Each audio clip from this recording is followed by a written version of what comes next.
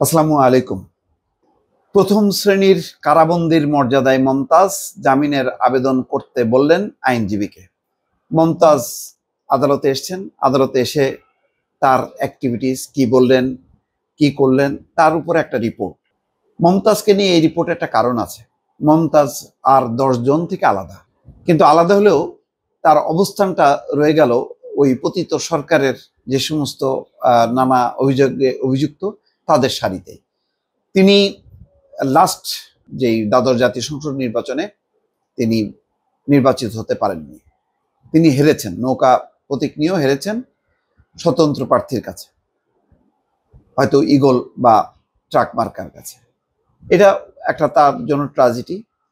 আবার অন্যদিকে হলো পুরো বিষয়টাই হচ্ছে তার রাজনৈতিক জীবনটাই ট্র্যাজেডিতে ভরা। বারবার আমার কষ্ট লাগে এই কারণে, এটা তো সত্য বাস্তবতা যে মমতাজ খুবই জনপ্রিয় একজন শিল্পী ছিলেন।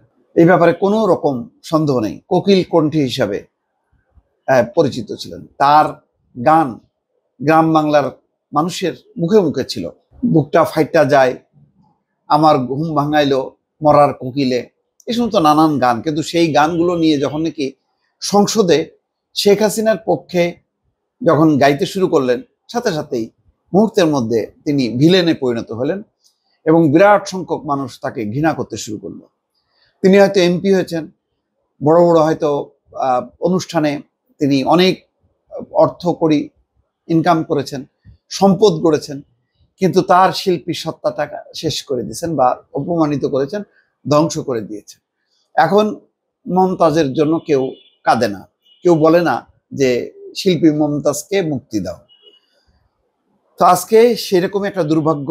আজকে তাকে ডিভিশন, প্রথম শ্রেণীর মর্যাদা, তিনি একটা টেবিল পাবেন, চেয়ার পাবেন, একটা ফ্যান পাবেন, এইটুকুই যা।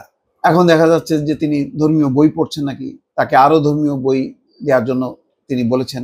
আইনজীবীকে বলেছেন কয়টা মামলা আছে, আইনজীবী বলেছেন 5-6টা হবে। বলে সবগুলো মামলা কাগজপত্র তুলতে তিনি জামিনের আবেদন করবেন, হয়তো জামিন পাবেন। কিন্তু যেই পরিস্থিতির মধ্যে তিনি পড়লেন, এটা তার জন্য কোনোভাবেই কাঙ্ক্ষিত না। কয়েকদিন আগে একটা দেখা গেল যে তিনি মানিকগঞ্জ আদালতে যখন হাজিরার সময় তার উপরে ডিম পড়লো, জুতা নিক্ষেপ হলো। খুবই লজ্জার ব্যাপার। তিনি দৌড়ে স্থান ত্যাগ করতে গেলে, যে অর্থাৎ পুলিশ তাকে নিরাপত্তা বলয় নেওয়ার জন্য তাকে দৌড়ে নিয়ে যাওয়ার সময় তার পায়ের থেকে স্যান্ডেল পড়ে গেল, সেই স্যান্ডেল তাকে দেয়া হচ্ছে। তারপরে খুব কষ্ট লাগলো একটা কথা শুনে যে মমতাজের 2 মেয়ে কানাডায় থাকেন এবং তারা হচ্ছে পড়াশোনা করেন বিশ্ববিদ্যালয়ে, এটা ভালো। কিন্তু যেই ছেলেটা, একটাই ছেলে দেশে থাকেন, তিনি আবার বাক প্রতিবন্ধী। এটাও কত বড় কষ্ট দেখেন ওই ছেলেটার জন্য, যাকে তো বাক প্রতিবন্ধী, তারপরে মাকে পাচ্ছে না, মা কারাগারে। রাজনীতির কারণে আজকে মমতাজ অপরাধী হয়ে গেল। আসলে যে সে রাজনীতি না, যদি স্বাভাবিকভাবে সরকার পরিবর্তনের ধারাটা থাকতো বাংলাদেশে, সেটা তো নষ্ট করছে শেখ হাসিনাই। আজকে শেখ হাসিনার কারণে কতগুলো শিল্পী, কতগুলো খেলোয়াড় দেখেন, এই সাকিব আল হাসান বলেন, মাশরাফি বলেন, এই যে মমতাজ বলেন, আরো অনেকগুলো শিল্পীর মুখ তো ভাসত। এই যে দেখেন নুসরাত ফারিয়া, তারা পর্যন্ত আজকে মানে গণধিকৃত অবস্থায় আছে। আরো অনেকগুলো শিল্পী, এই মাহিয়া মাহি, সেও তো ভাগছে।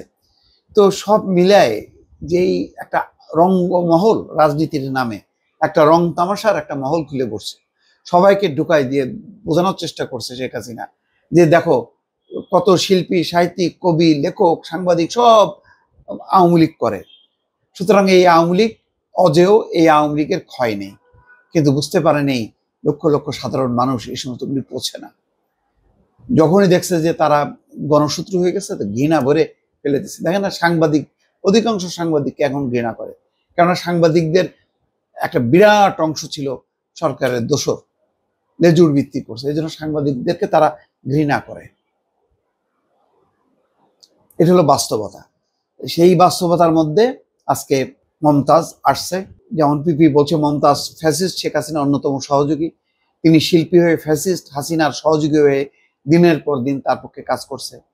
আর তার আইনজীবী, মমতাজের আইনজীবী রেজাউল বলছেন তার মক্কেল একজন শিল্পী, তিনি আওয়ামী লীগের এমপি ছিলেন, শুধু এই কারণেই তাকে গ্রেপ্তার করা হয়েছে। যাই হোক, এখন এই যে রাজনৈতিক টানাপোড়েনের মধ্যে তাকে পড়তে হলো, তাকে হেলমেট পরতে হচ্ছে, মুখে মাস্ক দিতে হচ্ছে, এগুলি তো আসলে তার না। এই রাজনীতির এই জীবন, কঠিন জীবন, এই কারাগার, যেখানে একটা সে বিলাসী জীবনে ছিলেন, আজকে তাকে এমনভাবে নেওয়া হচ্ছে কারাগারে, আসা যাওয়া মনে হচ্ছে জঙ্গি, বড় ধরনের একজন অপরাধী। এটা একটা দুর্ভাগ্য।